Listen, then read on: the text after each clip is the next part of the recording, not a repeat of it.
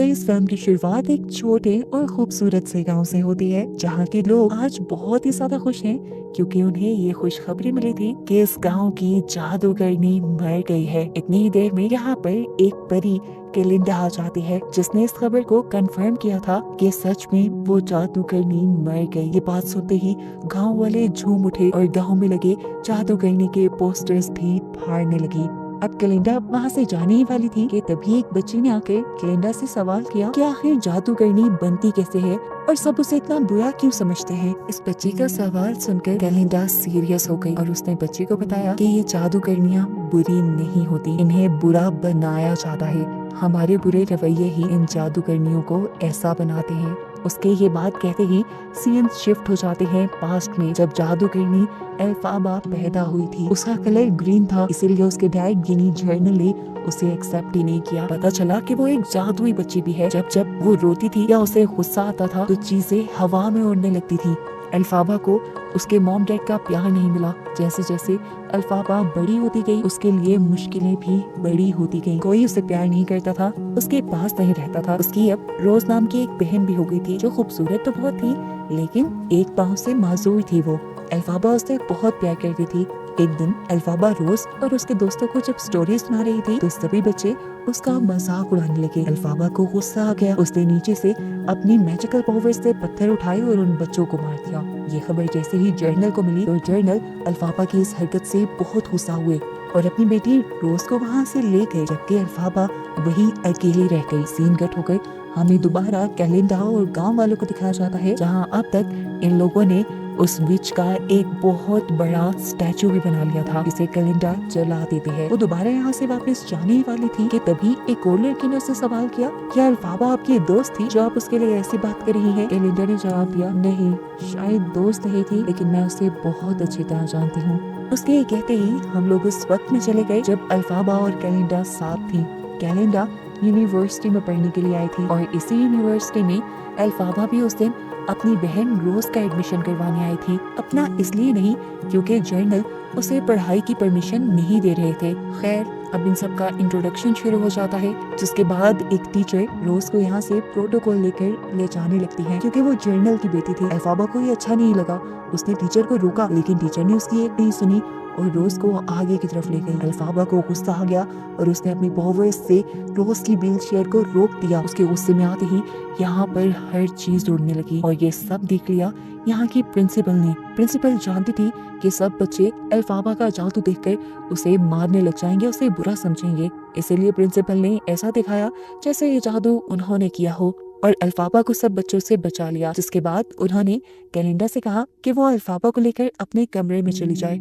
केलिंडा तो इस बात के लिए मान गई थी लेकिन अल्फाबा नहीं, क्योंकि वो यहाँ पढ़ने नहीं आई थी, उसे तो वापस जाना था। अब प्रिंसिपल उसे लेकर एक अकेले कमरे में चली जाती है, जहाँ वो उसकी जादुई पावर्स की तारीफ करती है। वो उसे ये भी ऑफर देती है कि वो उसे पढ़ाएंगी और उसकी पावर्स पर कंट्रोल करना भी सिखाएंगी। ये सुनकर अल्फाबा बहुत ज्यादा खुश और एक्साइटेड हो गई, लेकिन सिर्फ कुछ ही लम्हों के लिए, क्योंकि अगले ही पल उसे याद आ गया था कि उसके डैड उसे पढ़ने की इजाजत नहीं देंगे। तब प्रिंसिपल ने उसे तसल्ली दी कि वो खुद गवर्नर से बात करके उसे यूनिवर्सिटी में एडमिशन दिलवाएगी। अब अल्फाबा बहुत ज्यादा खुश थी। रात रहने के लिए वो जब केलिंडा के रूम में गई तो उसने देखा कि केलिंडा ने पूरे रूम में अपनी ही चीजें बिखेरी हुई थी। अल्फाबा के लिए तो कोई जगह ही नहीं थी। उसने जब अपनी जगह बनाना चाही तो केलिंडा ने उसे रोका और ऐसे में अल्फाबा को गुस्सा आ गया। वहाँ की चीजें हवा में उड़ने लगी, यहाँ तक के कांच पे गिर गया।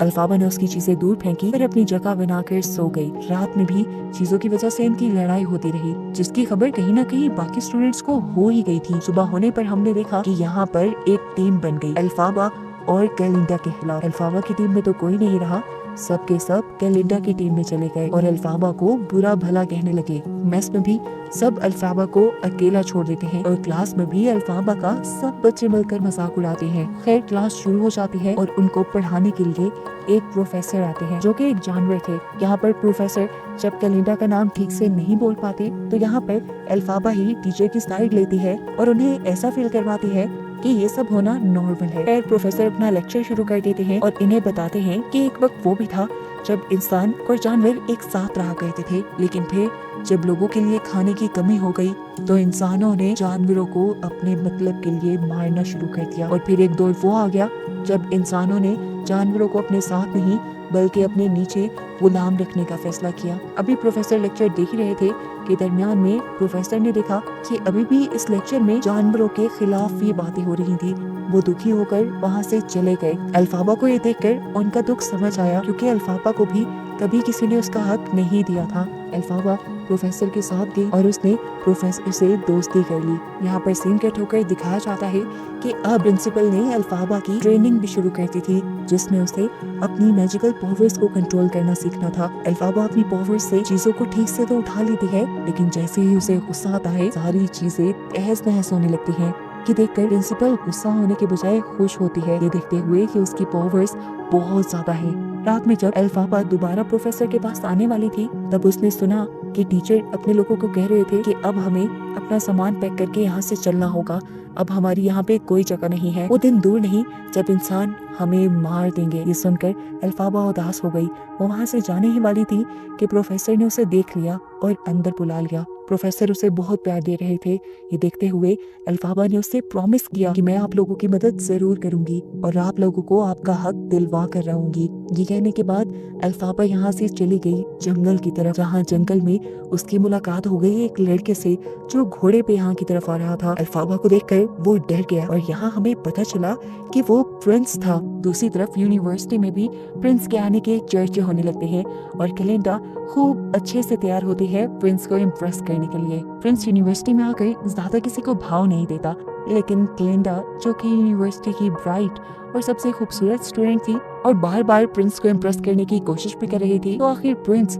उससे दोस्ती कर ही लेते हैं और वो प्रिंस को लेकर आती है लाइब्रेरी में, जहाँ आकर हमें पता चलता है कि प्रिंस की आदतें तो बहुत बिगड़ी हुई हैं। वो यहाँ पर भी रूल्स तोड़ने लगता है और बुक्स के ऊपर चढ़ जाता है, जिसकी वजह से लाइब्रेरियन उसके ऊपर बहुत गुस्सा हुआ। लाइब्रेरियन को चिढ़ाने के लिए प्रिंस ने यहाँ गाना शुरू कर दिया। क्लिंडा के साथ साथ सभी प्रिंस के साथ गाना गाने लगे और यहाँ एंजॉय करने लगे, सिवाय अल्फाबा के। अगले सीन में दिखाया जाता है कि एक लड़का क्लिंडा को प्रोम पार्टी के लिए इनवाइट करता है, लेकिन क्लिंडा तो प्रिंस के साथ जाना चाहती थी, इसीलिए उसने रोज के साथ जाने की उसे ऑफर की। रोज तो लड़के के इनवाइट करने पे ही बहुत खुश हो गई और जैसे ही ये बात उसने अल्फाबा को बताई तो अल्फाबा ने रोज को जाने से मना किया, क्योंकि उसे लग रहा था कि इसके पीछे क्लिंडा की कोई चाल होगी। पर रोज ये बात कहाँ समझने वाली थी, वो तो अल्फाबा के मना करने पर गुस्सा हो गई। यहाँ पर दिखाया गया कि क्लिंडा भी प्रोम पार्टी में जाने के लिए बहुत अच्छे से तैयार हो रही थी और तभी यहाँ पर अल्फाबा भी आ गई। क्लिंडा के फ्रेंड्स को क्लिंडा के सामान में से एक बहुत ही अजीब कैप मिली। ये कैप उसकी ग्रैंड माँ की थी और किसी जादूगरनी की लग रही थी। उसने ये कैप उठाकर अल्फाबा को दे दी ताकि जब अल्फाबा इसे पार्टी में पहनकर जाए तो सब उसका मजाक उड़ाए। इस चीज से अनजान अल्फाबा क्लिंडा की तरफ से खुश हो गई कि कम से कम उसके दिल में अल्फाबा के लिए जगह बनने लगी है। खैर सभी लोग अब प्रोम पार्टी में चले जाते हैं। डांस करते हुए सभी बहुत ज्यादा एंजॉय कर रहे थे। रोज भी खुश थी और क्लिंडा भी खुश थी प्रिंस के साथ। इसी पार्टी में अब अल्फाबा भी आ गई, क्लिंडा की दी हुई कैप पहने हुए। उसके इस अजीब से हुलिये को देखकर सभी लोग उसका मजाक बनाने लगे। सभी लोग उस पर हंस रहे थे। उसने यही कैप उतार कर अब जमीन पे रखी और यहाँ पे अकेले ही डांस करना शुरू कर दिया, क्योंकि वो तो किसी के साथ आई ही नहीं थी। उसका अजीब डांस देखकर सभी लोग और ज्यादा उसका मजाक उड़ा रहे थे, एक दूसरे के साथ मिलकर हंस रहे थे। और ये देखते हुए क्लिंडा को अब बुरा लगने लगा, क्योंकि सब अल्फाबा के साथ उसी की वजह से तो हो रहा था। अपनी गिल्ट को कम करने के लिए क्लिंडा ने यहाँ आकर अल्फाबा का डांस पे साथ दिया और अल्फाबा जैसा ही डांस किया, जिससे सभी लोगों को भी उनकी गलती का एहसास हो गया और वो भी अल्फाबा के साथ अल्फाबा जैसा ही डांस करने लगे, जिसका साफ मतलब था कि क्लिंडा के साथ साथ अल्फाबा को बाकी लोगों ने भी एक्सेप्ट कर लिया है। ये अल्फाबा के लिए एक बहुत बड़ा दिन था। अब उसके दिल में से क्लिंडा के लिए भी सारी बुराई खत्म हो गई थी। ये दोनों यहाँ अपनी नाराजगी खत्म करने के लिए एक दूसरे से गले मिलते हैं। पार्टी से जाने के बाद अपने रूम में आज ये दोनों पहली मर्तबा दोस्तों की तरह बातें कर रही थी। क्लिंडा ने अल्फाबा को बताया कि मैं और प्रिंस जल्द शादी करने वाले हैं। ये बात सीक्रेट है, सिर्फ तुम्हें ही पता है। अपना सीक्रेट बताने के बाद क्लिंडा ने अल्फाबा से उसका सीक्रेट पूछा। उसे लगा था कि अल्फाबा का सीक्रेट उसकी ग्रीन बॉटल है जो वो हमेशा अपने तकिए के नीचे रखती है, जो जल्दी से क्लिंडा ने उठा ली ताकि अल्फाबा उसे उसका सीक्रेट बता दे। लेकिन ये अल्फाबा का सीक्रेट ही था। उसने जल्दी से ये बोतल लेकर अपने तकिए के नीचे रख ली क्योंकि ये बोतल उसकी मॉम की थी। उसकी ये हरकत से ग्लिंडा नाराज होकर अपने बेड पे चली जाती है। तब उसे मनाने के लिए एल्फाबा उसके पास आती है और उसे बताती है, असल में मेरे डैड यानी गवर्नर मुझे बिल्कुल पसंद नहीं करते क्योंकि मैं ग्रीन बेबी पैदा हुई थी। अब उनका दूसरा बच्चा भी मेरे जैसा ना हो जाता, इसीलिए गवर्नर यानी मेरे डैड ने मेरी मॉम को बहुत ज्यादा रोज मिल्क पिलाया, जिससे रोज एक ग्रीन बच्ची तो पैदा नहीं हुई लेकिन वक्त से पहले पैदा हो गई। इसी वजह से वो पाँव से मासूर है और रोज के जल्दी पैदा होने की वजह से एल्फाबा की मॉम भी मर गई थी। एल्फाबा को लगता था कि इन सारी चीजों की जिम्मेदार वो है। अगर वो इस तरह पैदा ना होती तो ना ही उसके डैड उसकी मॉम को वो मिल्क पिलाते, ना ही रोज जल्दी पैदा होती, ना ही वो मासूर होती और आज शायद उसकी मॉम भी जिंदा होती। ये बताते हुए वो बहुत ज्यादा इमोशनल हो गई। ये देखकर गलिंडा ने उसे समझाया कि इसमें उसका तो कोई कसूर नहीं। एल्फाबा का मूड चेंज करने के लिए अब वो एल्फाबा को ग्रूम करती है, उसका थोड़ा मेकअप करती है और स्टाइल चेंज करती है, जिसकी वजह से अगले दिन यूनिवर्सिटी जाने पर सब उसे पसंद कर रहे थे। आज तो प्रिंस भी रुककर उससे बातें करने लगा था। एल्फाबा इस टाइम जा रही थी अपने प्रोफेसर से मिलने, जो कि एक जानवर था। अब जानवर क्योंकि इस दुनिया में सिर्फ नहीं रहे थे, इसीलिए ये सारे जानवर कॉलेज छोड़कर जा रहे थे। आज उनकी आखिरी क्लास थी, लेकिन इससे पहले कि वो यहाँ से चले जाते, एक टीचर यहाँ सिक्योरिटी गार्ड्स के साथ आती है और उन्हें जबरदस्ती उठवा लेती है। एल्फाबा को ये देखकर बहुत बुरा लगता है।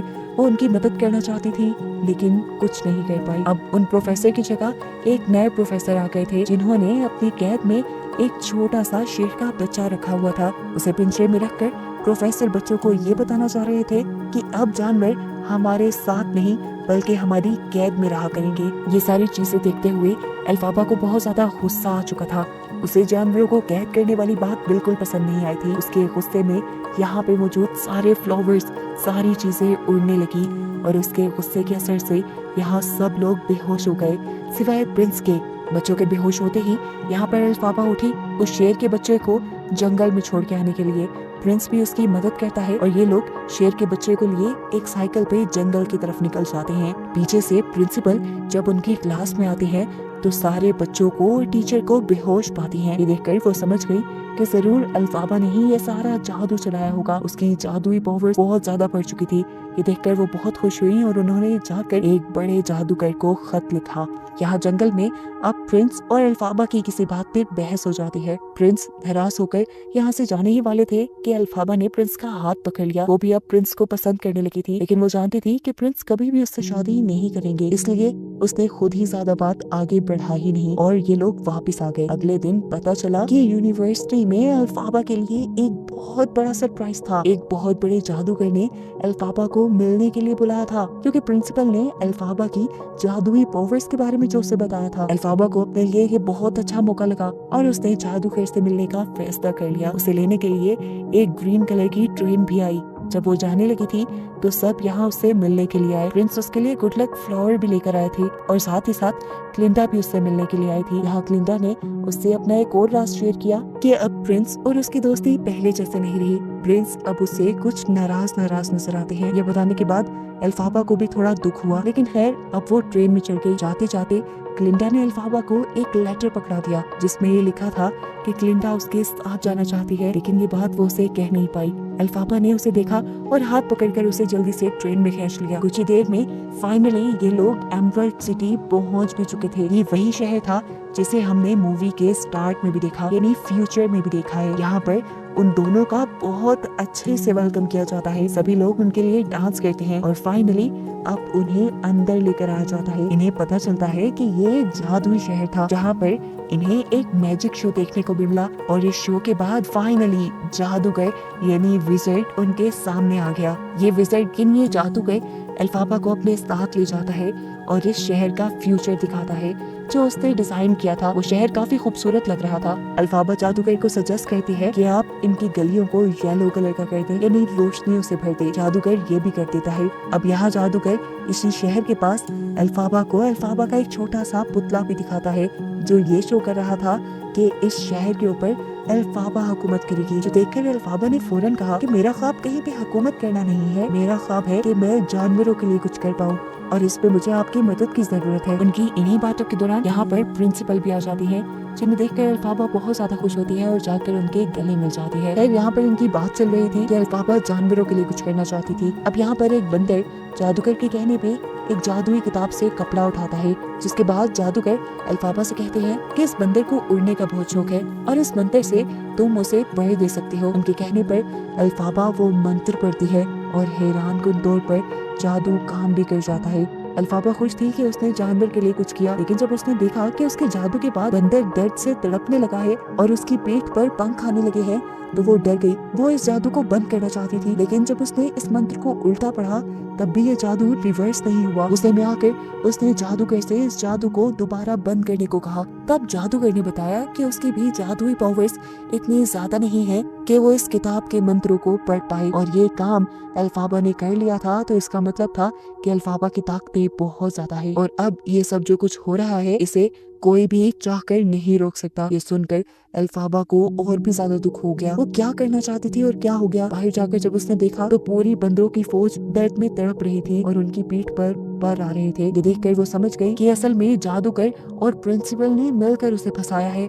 असल में ये दोनों ही जानवरों को पसंद नहीं करते थे और जानवरों को अपना गुलाम बनाना चाहते थे, जिसके लिए उन्होंने भोली अल्फाबा का इस्तेमाल किया। ये जानकर अल्फाबा को गुस्सा आ गया और वो जादुई किताब लेकर यहाँ से भागने का फैसला करती है। उसको भागता देखकर प्रिंसिपल क्लिंडा को जादू सीखने की ऑफर देती है और उसे कहती है इसके बदले तुम्हें सिर्फ अल्फाबा को यहाँ लाना होगा। क्लिंडा को भी ये मौका अच्छा लगा और वो भी अल्फाबा को पकड़ने के लिए उसके पीछे भागी। अब यहाँ जिन बंदरों की फौज को पर मिल चुके थे, प्रिंसिपल उन सारे बंदरों को उड़कर अल्फाबा को ढूंढ कर लाने को कहती है। यहाँ पर जादूगर भी अपने खास कमरे में जाकर अपने खास गार्ड को अल्फाबा को ढूंढने पर लगा देता है। क्लिंडा जो हर हाल में जादूगर बनने का मौका नहीं गंवाना चाहती थी, वो अब अल्फाबा के करीब पहुंच भी चुकी थी। वो अल्फाबा को रोक रही थी कि अल्फाबा ना जाए, लेकिन अल्फाबा ने जाना था। वो इस टाइम एक ऐसे कमरे में आ चुकी थी जहाँ पे एक हॉट एयर बैलून था। उसमें बैठकर वो यहाँ से भाग जाना चाहती थी, लेकिन तब तक जादूगर के बहुत से आदमी भी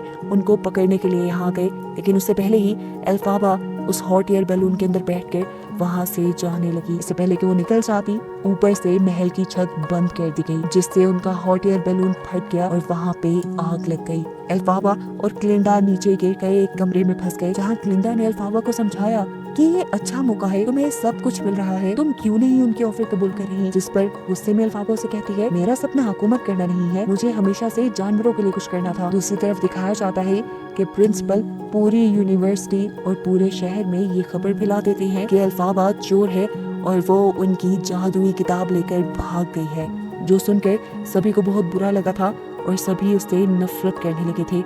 ये ऐलान अल्फाबा और क्लिंडा ने भी सुना था। अल्फाबा को तो ये सुनकर बहुत ज्यादा गुस्सा आ गया। तब क्लिंडा ने उसे समझाया कि तुम गुस्सा थूक दो और जाकर प्रिंसिपल से माफी मांग लो, सब पहले जैसा हो जाएगा। लेकिन अल्फाबा अब कुछ ऐसा नहीं करना चाहती। उसके साथ जितना बुरा हो चुका था, इससे ज्यादा बुरा वो सह भी नहीं सकती थी। उसने अब उस जादुई किताब में से एक मंत्र पढ़ना शुरू किया। क्लिंडा उसे रोकती रही, लेकिन उस मंत्र की वजह से उसके पास एक जादुई झाड़ू आ गया, जिस झाड़ू को लेकर वो यहाँ से उड़ गई। जादूगर के गार्ड्स भी अब उसे पकड़ नहीं पाए थे। उसके यहाँ से भागते ही प्रिंसिपल ने क्लिंडा को अपने साथ मिला लिया, उसे जादू सिखाने की ऑफर की और कहा कि हम दोनों मिलकर ही अल्फाबा को ढूंढ लेंगे। अल्फाबा को लगता था कि क्लिंडा प्रिंसिपल के साथ हाथ नहीं मिलाएगी क्योंकि वो जालिम है, लेकिन जब उसे पता चला कि क्लिंडा ने प्रिंसिपल के साथ हाथ मिला लिया है तो उसका दिल टूट गया। इस शहर ने उसके साथ बहुत बुरा किया था, इसीलिए उसने इस शहर को अंधेरों में रहने का कर्ज यानी श्राप दे दिया और यहाँ से दूर पहाड़ों में चली गई। जिसके साथ ये कहानी इस सबक के साथ खत्म हुई कि कोई भी बुराई के साथ पैदा नहीं होता, बल्कि लोगों के रवैये ही किसी इंसान को अच्छा या बुरा बना देते हैं। और आखिर में हमें ये भी पता चल जाता है कि आखिर क्यों गांव वाले अल्फाबा के मरने पे खुश हुए थे, क्योंकि अल्फाबा के मरने से उनके शहर का कर्ज टूट गया था और ऐसे सारी कहानी खत्म हो गई।